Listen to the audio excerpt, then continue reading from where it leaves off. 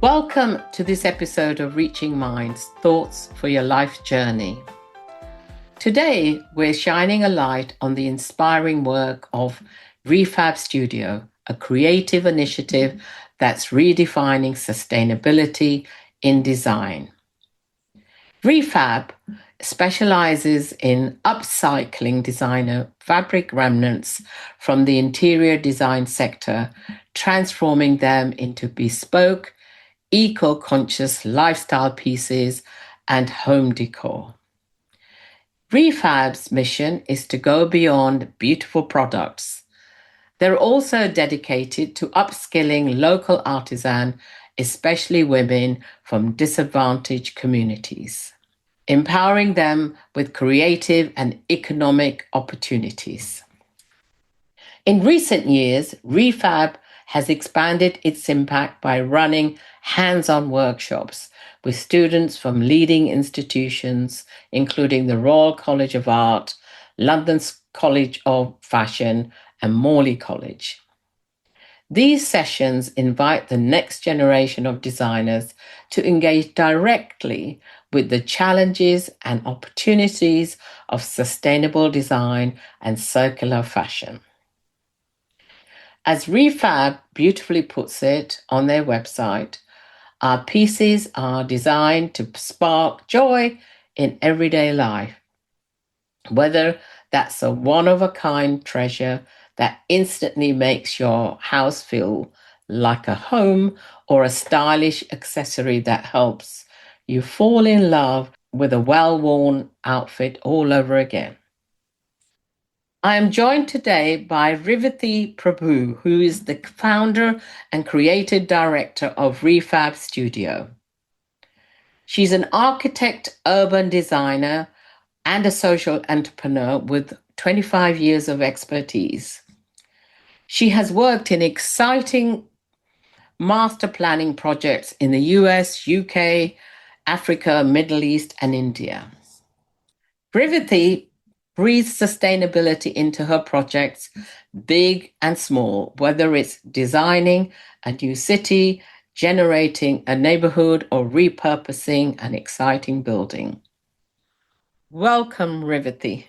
Thank you, Nika. It's lovely to have you. I'm really excited to hear, how did this original idea of ReFAB Studio come about? What sparked your passion in this journey? Actually, it just started with a telephone call. A friend of mine who was working for an interior design company, it was an interior design studio. She called me, this was in December, and it was their sort of end of year clearance of the studio. And she said, look, I have these really beautiful fabric samples with me, and they're just too beautiful to bin. And can you do something with them? Because she knew that I worked with women's organizations.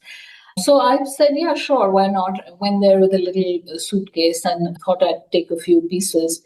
And nothing prepared me for this display of gorgeousness across the tables that she had. Just the beauty of these fabrics and the volume of them was staggering.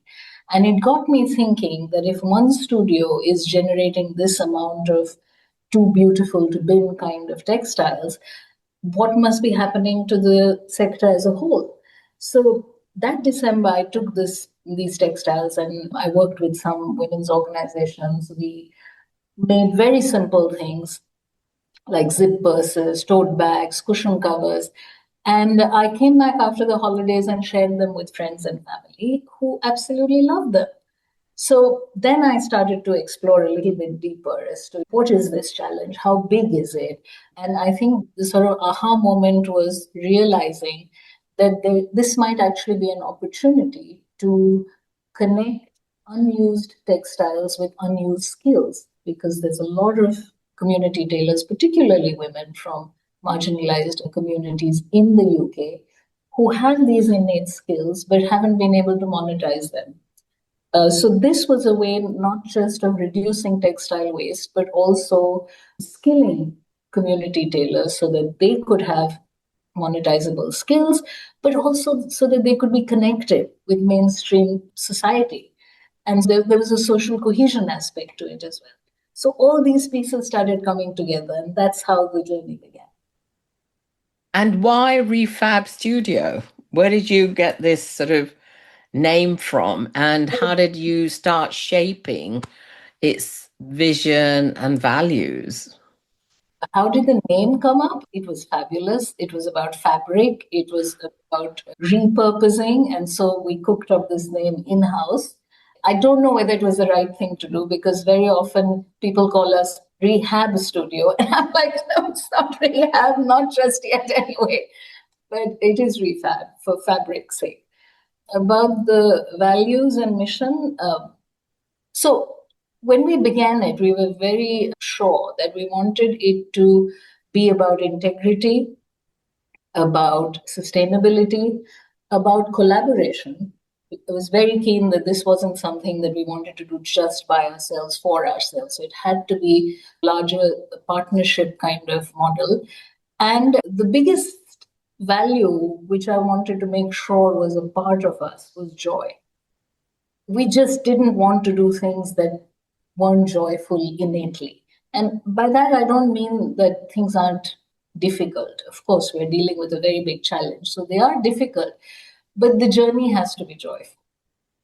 And so we are very conscious of that being a part of our values.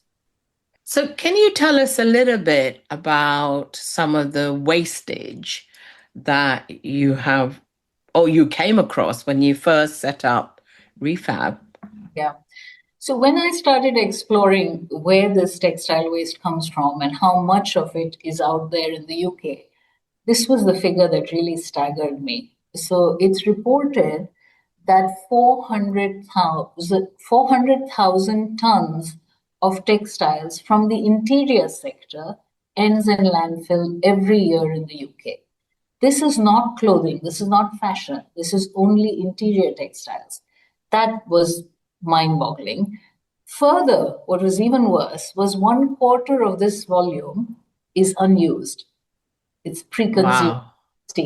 So if you put that volume in perspective, the 400,000 tons is approximately, imagine Hyde Park, imagine all this waste laid out in a layer that's about 1 meter thick. That would be about 3 Hyde Parks, the waste that goes in every year. And of that, 1/4, so we're talking about a little less than 1 Hyde Park, is pristine textiles going into landfill. Wow. It's amazing. So that puts in perspective the scale of the problem and equally the scale of the opportunity, because this is a beautiful material that we can work with. And when it's on a landfill, where does it go? It just gets left, does it? One of the things in this whole sort of textile waste story is the lack of data. How much of it goes? How much of it is from sample books? How much is dead stock? How frequently does it go to landfill? Who takes it there? I don't have the data on that. And I think there is not enough data or enough research on it. What we do know is through the source of data through WRAP, who are the respected authorities in this area, and these figures come from them. Okay. Wow. So can you walk us through some of the projects that you alluded to earlier on and also the work that you are doing with the Royal College of Art and other sort of institutions? So as I said, we began with this starting point was this beautiful fabric that was coming out of interior design brands, whether it was design studios, whether it was textile brand warehouses.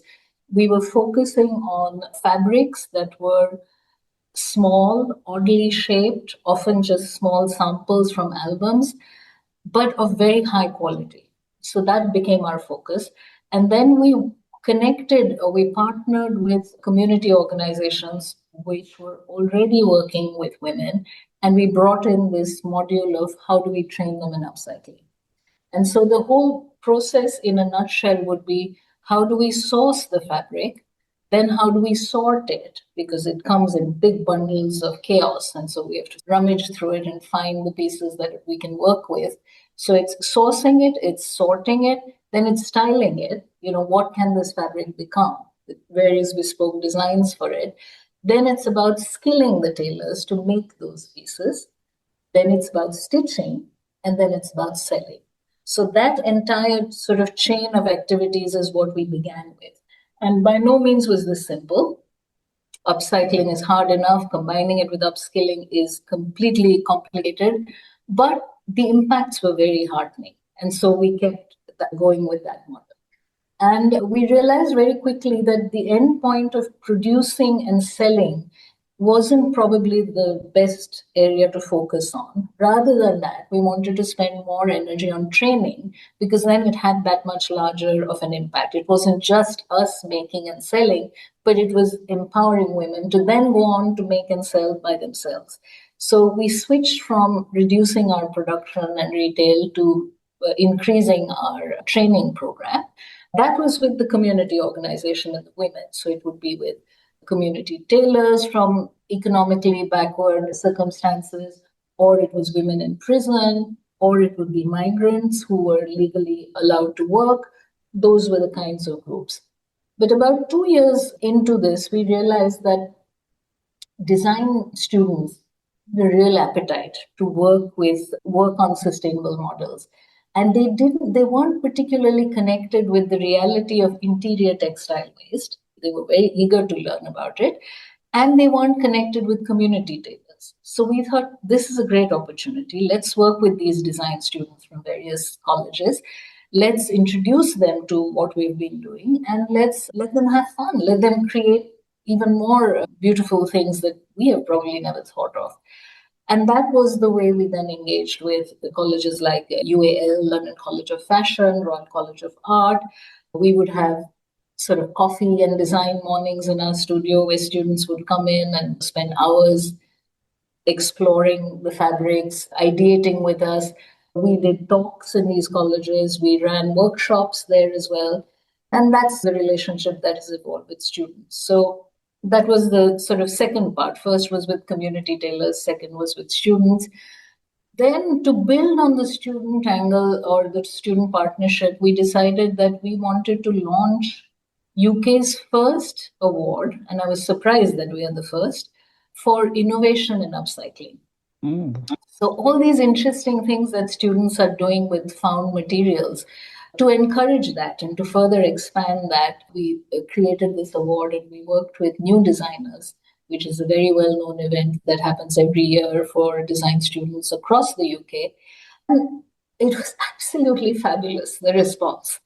So they were upcycling all kinds of materials, furniture, wood, wires, plastic, and of course, textiles, which is where our interest was. So that had been another piece that we did with the students.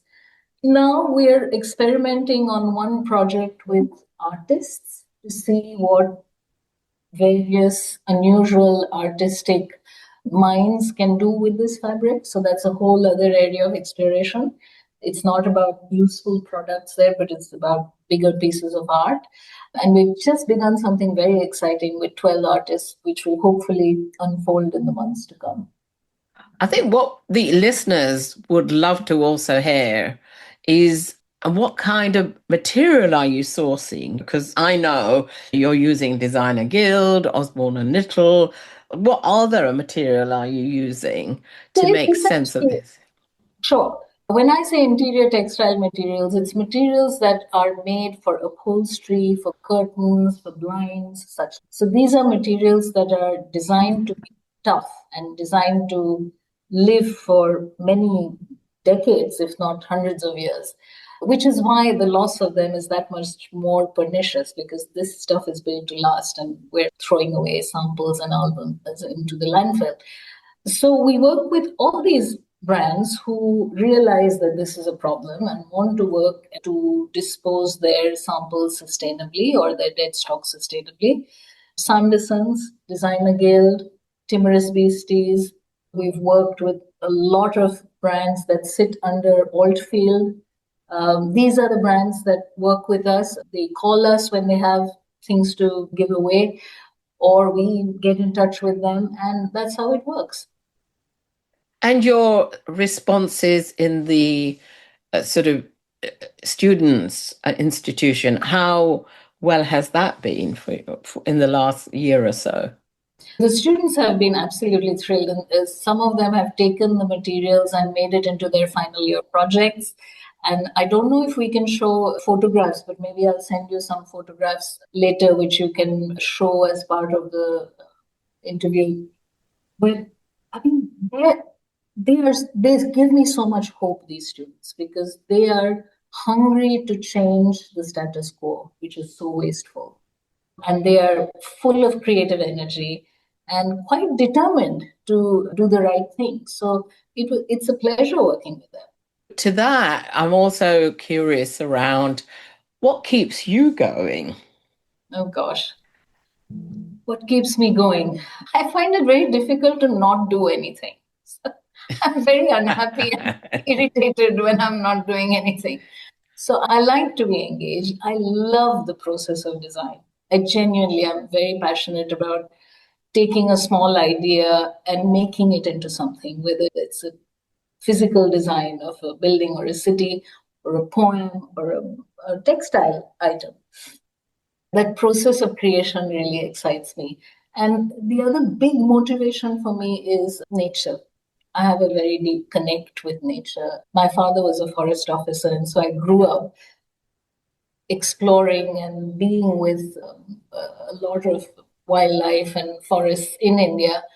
And for me, that is a very powerful sense of inspiration that comes from nature, also a sense of spirituality. And I think that grounds me and keeps me going to a large degree.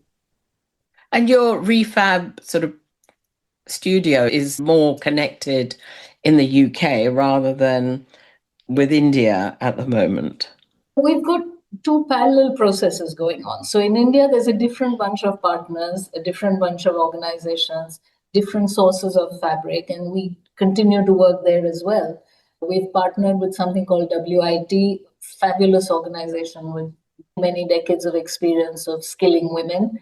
So that goes on independently in India, and this goes on here in the UK. So what's the balance now for you as a an organization about working in the community, recycling, no, upskilling women from disadvantaged backgrounds and students?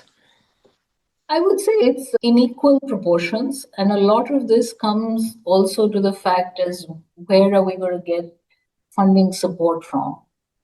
Because the reality of it is that we're set up as a foundation and we do a lot of the seed funding for all this work. But we do need partners to support us, whether it's coming through government funding, through councils, whether it's coming through universities and colleges. So there is that angle that we do need to spend our time where it will be viable to some degree. But in terms of the impact, I think both the community tailor work and the student work both have tremendous impact. Because for one, there is the whole community aspect that I explained before, which is about reducing waste, which is environmental. It's about building green skills and sustain sort of circular economy jobs, which has an economic dimension. And then it's got the social dimension. And it's not just the social dimension for women who are on the fringes. I think in this very digital age, with AI getting bigger and bigger as we speak, the idea of making by hand something beautiful collectively in a sort of enjoyable atmosphere has enormous well-being benefits. And this is not just for the community tailors, it's for you and me as well. I often sit in on our own workshops and it's just fabulous because you switch off from all these devices. It's a tactile experience, these beautiful velvets and embroidered materials. You make something and you do it together. I think there is a beauty in human connection through an art or a task that you're doing. Yes. I think you can't undervalue that because people do lead sometimes very isolated lives, and coming together, there's a sense of purpose and fulfillment and connection, which I think you can't find in urban areas sometimes. Yes. And we've lost touch with making by hand on an individual. Yes, yes. I don't know about you, but growing up in India, there was a lot we did by hand. Yeah. Presents were never bought at a certain age. You always made them, for better or worse. Sometimes they were very hideous, but there was a culture of making more by hand. Yeah, actually, I've just signed up to wreath making for Christmas Nice. workshop. We're going to do one of those. I'll let you know. Yeah, I'd love to because our local flower shop run one and I missed it last year, but this year I thought I'm going to go and Yeah. it's out. So we've booked on it to go on that because you're right. It's the same for me as writing. When I journal, I want to write as opposed to put it on a screen because for me it's not the same, and there is a feeling around when you're writing something or making or touching something that is more connecting to ourselves, I think. No, I agree. There's one thing, Nita, I forgot in the list of projects, which is that we're still making what are called capsule collections with certain textile brands.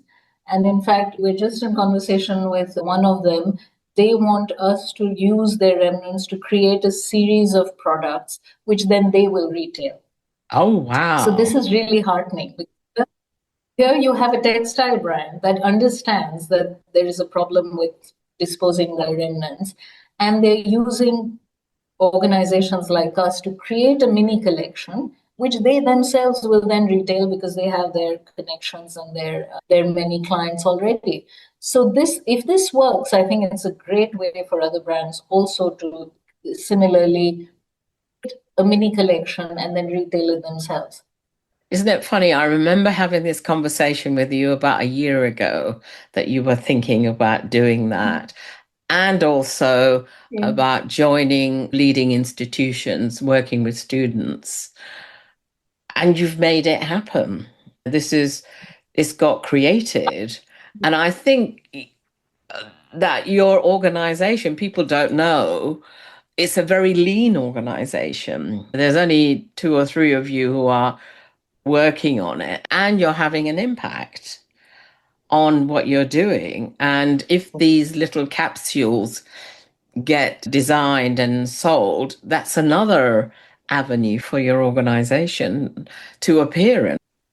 It is, I think, all about these partnerships that work for both sides. So it has to work for us, it has to make sense to them. And those are the partnerships that eventually are sustainable. And to your point about the fact that we're very lean, yes, we are very lean and intentionally, because I think we don't want to grow enormously as an organization. We see ourselves as almost catalysts to create models and examples Yes. of how things could work, and then many others can emulate it or even take it beyond. So if someone wanted to buy your products, obviously the workshops are one element of it. For instance, these Yeah. capsules, where would they go? Where would, apart from your ReFAB Studio's website, where else could they go to purchase these beautiful things that I know that are created? I think when we work with textile brands, it would be the brands who would retail them on their website or in their showrooms. So when that happens, I think everyone will know about it because it'll be marketed as such. But for the ones that we ourselves are creating on our own every year, it's through pop-up shops and through our website. So when the pop-up shop, whether it's a Christmas fair or whether it's something in spring, we publicize it on our socials, and that's how people can reach us. But if people want to get something commissioned, many Oh, people that's a come to good us one. and say, do you have something in blues? Or they see something on our website and say, do you have more of this?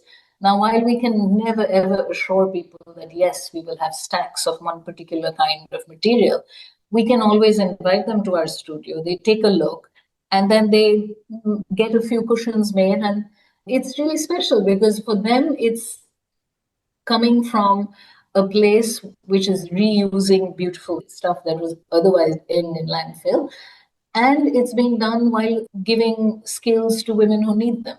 So they go back very happy. But the reason they get them items is not because of the sort of social environmental aspect of it. It's because these fabrics are just stunning. They are so beautiful. So that's something we often forget when we think about the word upcycling. You think it's some used material and it's going to look a bit aged and it's going to be a vintage look. It's not that. The fabrics we work on are pre-consumer, so they've never been used. And that's why they're brand new. They come from these designers who have poured in creative talent in them. And so they're bought not just because they come with the story, but because they're beautiful. And they're unique as well, because there isn't two of everything, is Of there? time. Yes, I know, I've seen it very. because I've gone to get something and then it's gone. So you can't get another one of it. And I think that's also the beauty of it, that maybe another person doesn't exactly have the same as someone else, I think, which I think is really appealing to me. Yeah, no, that's such a good point. It is always one of a kind, it is always bespoke. And I hope that becomes more of an element which makes this kind of work desirable. I wish people would look at it as such, that this is something beautiful, but it's unique. It's not going to come in sets of six and it's not going to be made far away somewhere. It's made here and it's one of a kind. That's really important, that it's made here and it's one of a kind. So Yeah. do you think that could be your vision in the next couple of years to sustain and build on? Yeah, I think if we could get the textile brands like the one we're working with right now, to if that model became more popular, that would be a fantastic endpoint for that stream. But I think also with the earlier two stakeholders, which is the community organizations and the universities and colleges where design is taught, I think if we could set up mini upcycling hubs in their campuses, on their premises, and it need not be just for textiles, it can be all kinds of upcycling, it could be repair. But I think having that space and acknowledging its need and its benefit is something really important to me. So I'm trying very hard to work with these organizations to initiate these kind of mini hubs. So you're a little powerhouse, aren't you? I don't know about that. Maybe you don't always acknowledge it, but I think you are a little powerhouse who's really humble in many ways. You always impress me when I encounter you.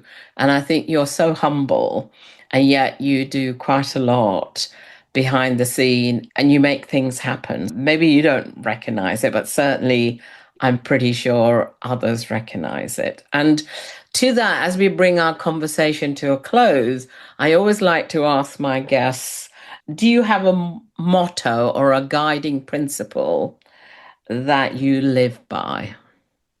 Maybe not just one, but my sort of understanding of life, and this kind of builds on your earlier question, which is you do so much, but you're humble, because I genuinely believe that life is inherently meaningless. It's a series of random events, and this is just the way it is. And all we have to do is find our little meaning in it. And so for me, there is no place for ego. This is, I'm a channel through which these things are happening. And there's this big connectedness of people and ecology, wildlife, trees. And we're all part of this. And it's all happening. And it's all going to go by really fast for us. Life is random and life passes by quickly. So while it's happening, live deeply, live joyfully, live fully, and try and find meaning and joy in little things. I believe that life lives in little moments. I don't think this big grand master plan, maybe this is where the humility comes from. There is no place for ego. It's in little things that magic happens. And I just love that. And that's part of the way I live life, the way I've hopefully set up ReFAB in the same sort of ethos. But it's a short ride, it's a random ride, and enjoy it while it lasts. What I love what you're saying is it's the little moments, and I agree that it's the little moments in our world, in our lives, that bring us joy and us catching it, because sometimes we're so busy looking at the bigger thing that we forget about some of the little things as you're describing. And things are random because you don't know, do you? Yeah. We don't know. And there's no certainty in life along our journey, except one part.